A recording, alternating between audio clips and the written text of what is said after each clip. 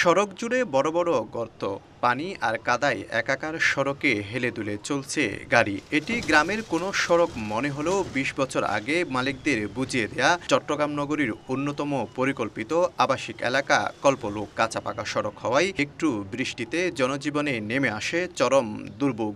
গাড়ি চালার কোনো অনুভূতি নেই। বর্ষাকাল এখন তো একটু আছে, বর্ষাকাল একটু মানুষ হাঁটতে পারে না, নদীর মতো হয়ে যায়। সিটি কর্পোরেশন বলতেছে আমাকে সিডিয়া আবাসিককে পরিণত করতে হবে, এবং সিটি কর্পোরেশন বলতেছে আবাসিককে পরিণত করে না দিলে আমরা এই কল্পলোক আবাসিককে আমাদের আওতায় আনবো না।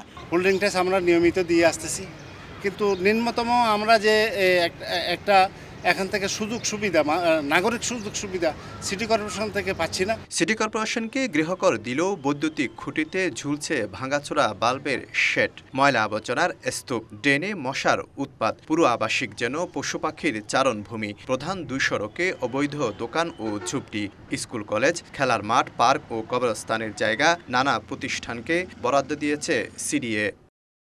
অরক্ষিত হওয়ায় রাত হলেই বসে মাদকের আড্ডা। প্রভাবশালী এক নেতার আশ্রয়ে প্রশ্রয়ে বহিরাগত ও কিশোর গ্যাংয়ের নেতৃত্বে মালামাল ও বাসাবাড়িতে চলে চুরি। 10 বছর আমরা বিভিন্ন সংস্থার কাছে গেছিলাম, সিডিএর কাছে গেছিলাম, চিঠি কাছে গেছিলাম, একাধিক চিঠি দিয়েছিলাম, তারপরও কোনো সুরা হচ্ছে না। কিশোর গ্যাংয়ের যে উৎপাত, কিশোর গ্যাংয়ের ছেলেরা প্রকাশ্যে মাদকের আক্রা বসায়, ওরা মাদক সেবন করে। ২০ বছর আগে মালিকদের বুঝিয়ে দেয়া কল্পলোকে ১৭৫০ প্লটের মধ্যে গড়ে ওঠা ৪০০ ভবনে ৪০,০০০-এর বেশি মানুষের বাস। কিন্তু সিডিএ ও সিটি কর্পোরেশনের দলাদলিতে নানা সুবিধা থেকে বঞ্চিত আবাসিকের বাসিন্দারা।